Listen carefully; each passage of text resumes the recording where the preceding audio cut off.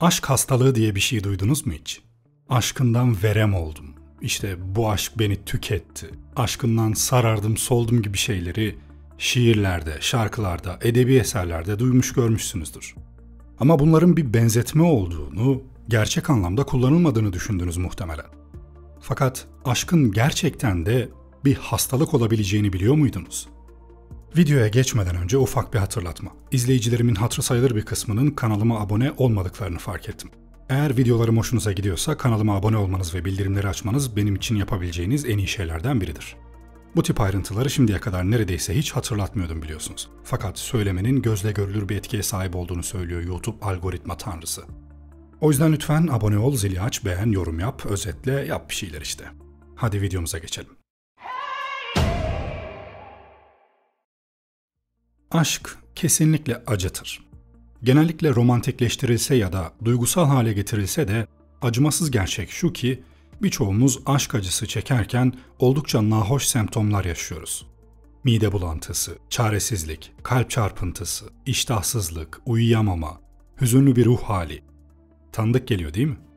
Gerçi günümüzde bunlara nadir rastlanıyor. O yüzden sizlere çok fazla tanıdık geldiğini sanmıyorum. Bence doğru olanı yapıyorsunuz. Tamamen zevk ve üreme odaklı bir mekanizmanın kimyasal bir süreci yüzünden vücudumuzu hasta etmek ve acı çekmek aptalca. Fakat bu bir zamanlar böyle değildi. Orta Çağ'da aşk gerçek bir hastalık olarak kabul ediliyordu. Yani aşk ve fiziksel rahatsızlık arasındaki bağlantı günümüzden çok çok önce kurulmuştu. Orta Çağ tıbbında beden ve ruh iç içeydi. Bedenin ruhun durumunu yansıtabileceği düşünülüyordu. Orta Çağ'daki tıbbi fikirler 4 bedensel hümor doktrinine dayanıyordu. Kan, balgam, kara safra ve sarı safra. Tamamen sağlıklı bir insanda dördünün de mükemmel bir şekilde dengede olduğu düşünülür, dolayısıyla hastalıkların bu dengenin bozulmasından kaynaklandığına inanılırdı. Bu tür fikirler, bir kişinin baskın mizacını karakter özellikleriyle ilişkilendiren bir mizaç sistemi geliştiren Galen gibi hekimlerin eski tıp metinlerine dayanıyordu. Örneğin melankolik bir kişi, kara safra mizacının hakimiyetindeydi ve soğuk ve kuru bir bünyeye sahip olduğu düşünülüyordu. Melankolik mizaca sahip insanların Orta Çağ'da aşk hastalığından muzdarip olma ihtimalinin daha yüksek olduğu düşünülüyordu. 11. yüzyılda yaşamış hekim ve keşiş Afrikalı Konstantin, Orta Çağ'da Avrupa'da popüler olan melankoli üzerine bir risaleyi tercüme etmişti. Vücuttaki melankolinin kara safranın fazlalığıyla aşk hastalığı arasındaki bağlantıyı şu sözlerle açıkça ortaya koymuştu. Eros olarak da adlandırılan aşk, beyne dokunan bir hastalıktır.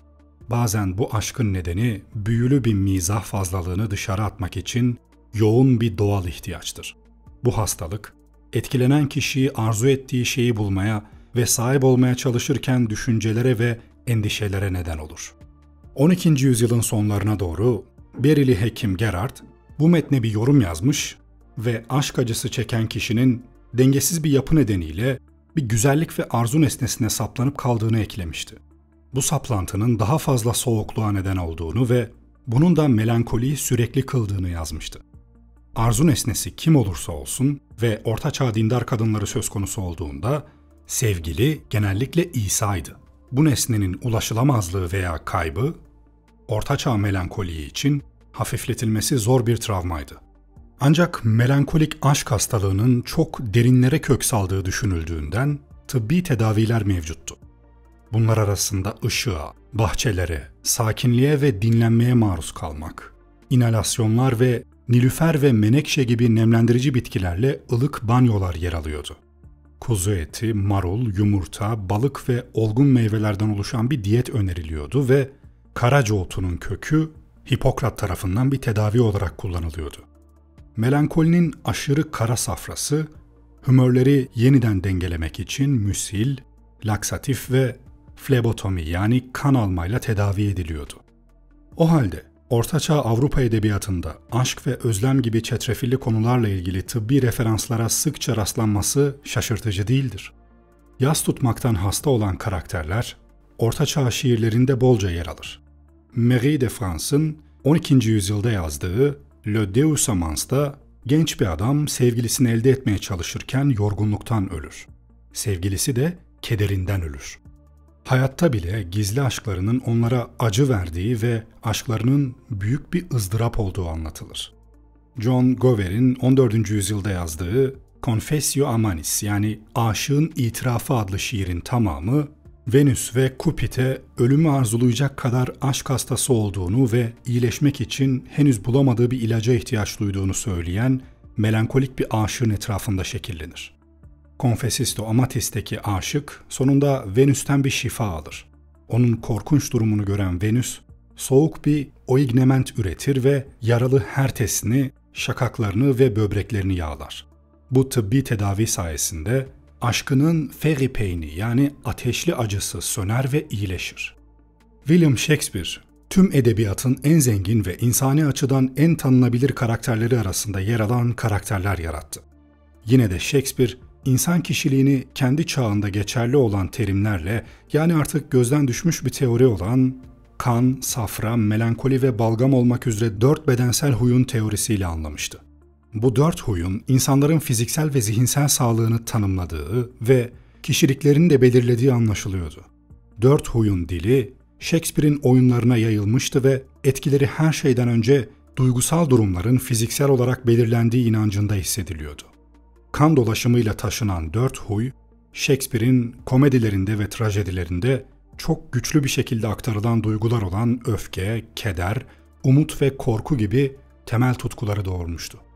4 humor teorisi en azından 1700'lere kadar Avrupa tıbbının ve vücudun iç işleyişine dair düşüncelerin temelini oluşturmuştu.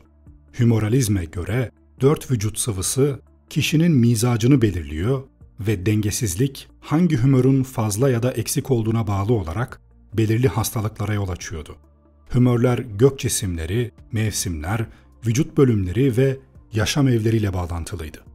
4 bedensel mizaç, Shakespeare kozmolojisinin bir parçasıydı ve antik Yunan filozofları Aristoteles, Hipokrat ve Galen'den miras kalmıştı. Toprak, su, hava ve ateşten oluşan 4 element, soğuk, sıcak, nemli ve kurudan oluşan 4 nitelik ve 4 huy etrafında örgütlenen bu fiziksel nitelikler, insan bedeni de dahil olmak üzere yaratılan her şeyin davranışını belirliyordu. İnsan bedeninde 4 humörün etkileşimi yaş, cinsiyet, duygular ve mizaç farklılıklarını açıklıyordu. Humörlerin etkisi mevsimlere, günün saatlerine ve insan ömrüne göre değişiyordu. Sıcak harekete geçirir, soğuksa bastırırdı. Gençlik sıcak ve nemli, yaşlılıksa soğuk ve kuruydu. Şu anda gördüğünüz şey bir ortaçağ Alman gravürü. Burada başını masaya dayamış olarak resmedilen yaşlı adam gibi yaşlılık, suskunluk ve bilgelikle ilişkilendirilen melankolik mizacın soğuk ve kuru nitelikleri tasvir ediliyor. Yunan filozof Aristoteles, biyolojik dünya hakkında kanıt toplamak için gözlemi kullandı. Klasik 4 elementi evrenin yapı taşları olarak tanımladı. Yunan hekim Hipokrat, genellikle 4 humor ve bunların beden ve duygular üzerindeki etkisi teorisini geliştirmesiyle tanınır. Havalar, sular ve yerler üzerine yazdığı risalesinde, coğrafyanın beden ve onun hümoral yapısı üzerindeki etkilerini anlatır. Bergama'da doğan büyük bir klinisyen olarak saygı gören Romalı hekim ve filozof Galen, 4 mizacı sıcak, soğuk, nemli ve kuru niteliklerin dengesiyle belirlenmiş olarak tanımlamıştı. Cambridge Üniversitesi'nden din adamı Thomas Walkington'ın 1639'da yazdığı Optic Glasse of Humor adlı kitabının başlığındaki glasse bir aynadır. Okuyucuya 4 bedensel mizacın bireysel insan davranışlarını ve genel eğilimini belirlemedeki rolünü açıklayarak kendini daha iyi tanıma vaat edilmektedir. Walkington'ın metnini okuyanlar için mizaç, bizim kişilik dediğimiz şey, kelimenin tam anlamıyla bir sıcaklık meselesiydi. Soğuk, sıcak, ıslak ve kurunun davranışları yönetmedeki etkisinin bir sonucuydu. Tudor humanisti Thomas Eliot, The Castle of Health'i Antik Yunan ve Roma tıbbının temel kavramlarına erişilebilir bir giriş olarak yazmıştı. Burada hastalığı, 4 bedensel humörden birinin nicelik veya niteliğindeki dengesizlik veya sıcaklık düşüklüğü olarak tanımladı. Ona göre kanın diğer humörlere nazaran üstünlüğü vardı. Çünkü bu nitelikleri vücudun diğer kısımlarına taşıyan şey kandı. Sigmund Freud 1915'te retorik bir şekilde şöyle sordu. Aşık olmak derken kastettiğimiz şey, bir tür hastalık ve çılgınlık, bir yanılsama, sevilen kişinin gerçekten nasıl biri olduğuna dair bir körlük değil midir?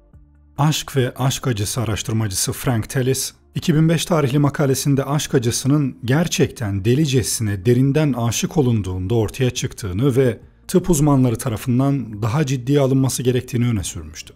Len Bowers, Akıl Hastalığının Sosyal Doğası adlı kitabında, akıl hastası olarak kabul edilen kişilerin beyninde fizyolojik farklılıklar olmasına rağmen bu farklılıkların bir arıza olarak adlandırılabilmesi için karşılanması gereken başka kriterler olduğunu öne sürmüştü. Orta Çağ'ın aşk kavramı özünde Orta Çağ tıbbıyla bağlantılıydı. Aşk, rehberlik gerektiren bir sanattan çok teşhis ve tedavi gerektiren bir hastalıktı. Orta Çağ toplumunda kalp ve aklın simbiyotik olarak birbirine bağlı olduğu düşünülürdü. Vücudun merkezindeki kan pompalayan organ olarak tıbbi ve felsefi düşünce kalbi, akıl da dahil olmak üzere diğer tüm bedensel işlevlerin katalizörü olarak konumlandırmıştı. Orta Çağ'da aşıkların delirme eğilimi de vardı. Ama aslında bir dizi rahatsızlığa maruz kalıyorlardı. Bugünlerde akıl hastalığının belirtileri olarak kabul edilen özlemden düpedüz intihara, öfkeye ve çılgınlığa. Elbette o zaman da şimdi olduğu gibi bu iç kargaşa tezahürleri birbirini dışlamıyordu. Klasik ve erken Orta Çağ döneminde cinsel aşk sadece cinsel bir iştah olarak görülüyordu. Akıl tarafından kontrol ediliyordu ancak şiirin yükselişiyle birlikte saray aşkı yüksek manevi arzu olarak görülmeye başlandı. Aşk hastalığı edebiyat eserlerindeki yaygın varlığına ek olarak belirli bir etiyolojisi, patogenezi ve tedavisi olan gerçek bir tıbbi varlık olarak tanımlanmıştı. Şaşırtıcı bir şekilde aşk hastalığının ateş, ajitasyon, iştahsızlık, baş ağrısı, hızlı nefes alma ve çarpıntı gibi tanımlanan semptomlarının birçoğu zaman ve mekan açısından tutarlıydı. Öte yandan hastalığın diğer yönleri ve tedavisi kültürel bağlama bağlı olarak muazzam farklılıklar gösteriyordu. Bu hastalık Orta Çağ'da genellikle aşk cinlerine ve şeytanlarına atfedilirken Meksika'nın eski Nahuaları bunun nazarla ilgili olduğunu düşünüyordu. Hastalığın ciddi sonuçları vardı. Etkilenen bir hastanın tedavi edilmemesi, kişinin cinsel organını kaybetmesine, ölümüne veya ebedi lanetlenmesine neden olabilirdi. Tedaviler bitkisel ilaçlardan cinsel ilişki reçetelerine, arzulanan kişinin iç çamaşırıyla kaynatılmış suyu içmeye kadar geniş bir yelpazeyi içeriyordu.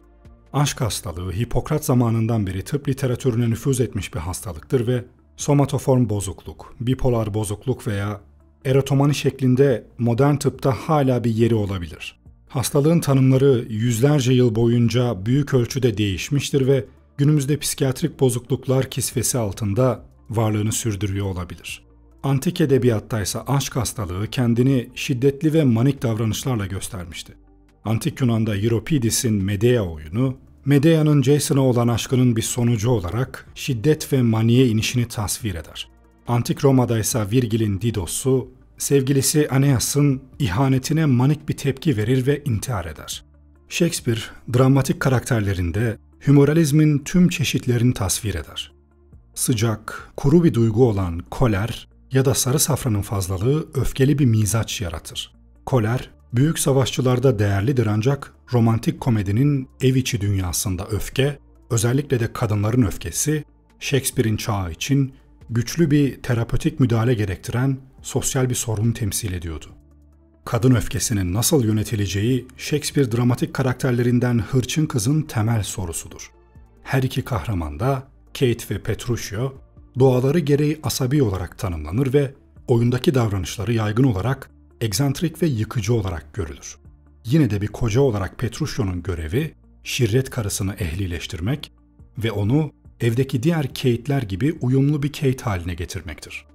Kadınların sessiz ve itaatkar olmalarının emredildiği bir çağda, Katerina Minola açık sözlü, öfkeli bir genç kadındır. Elizabeth dönemi tabiriyle bir cadalos. Kate, babasının küçük kız kardeşi uysal Bianca'yı açıkça tercih etmesinden ve onu mümkün olduğunca çabuk evlendirme arzusundan incinmiştir. Petruchio'nun Kate'i evcilleştirmesi, düğünlerine geç ve kötü giyinmiş olarak gelmesi ve onu uzaktaki evine sürükleyerek düğün şölenini yarıda kesmesiyle başlar. Petruchio'nun gelinini evcilleştirmeye yönelik sert programı, onun yaşam koşullarına hesaplı bir müdahaledir. Vücudundaki sıcak ve kuru asabiyet birikimini ortadan kaldırarak onun mizacını değiştirmeyi amaçlamaktadır. Petruchio, kızarmış etin onun doğası için çok sıcak ve kuru olduğunu iddia ederek karısını akşam yemeğinden mahrum bırakır. Onu yeni kıyafetlerin zevkinden ve kadın arkadaşlığından mahrum bırakır. Tüm bu mahrumiyetler onu hem fiziksel hem de duygusal olarak yıpratır. Ta ki oyunun sonunda ne olursa olsun onun mizahına boyun eğmeye razı olana kadar. Özetle bu 4 humor teorisi tıpkı Shakespeare oyunlarında olduğu gibi antik ve ortaçağ filozoflarının ve hekimlerinin düşüncelerinde, çalışmalarında ve tatbikatlarında yer almıştı. Bugün nörobilimciler, Shakespeare'in çağı ile bizim çağımız arasında duyguların biyokimyaya dayandığı ve ilaçların ruhsal acıyı hafifletmek için kullanılabileceği ortak anlayışında bir bağlantı olduğunu kabul eder. Günümüzde nörobiyoloji ve evrimsel biyoloji bilimlerinin de gösterdiği gibi aşkın tıbbileştirilmesi süregelmiştir. Çatışmalı insan kalbi sorunu açıkça derindir. Dolayısıyla aşk acısı kalbinizi delip geçiyorsa bu ortaçağ tedavilerinden bazılarını deneyebilirsiniz. Ben Shock Voice. Bir sonraki videomda görüşmek üzere. Kendinize iyi bakın, hoşça kalın.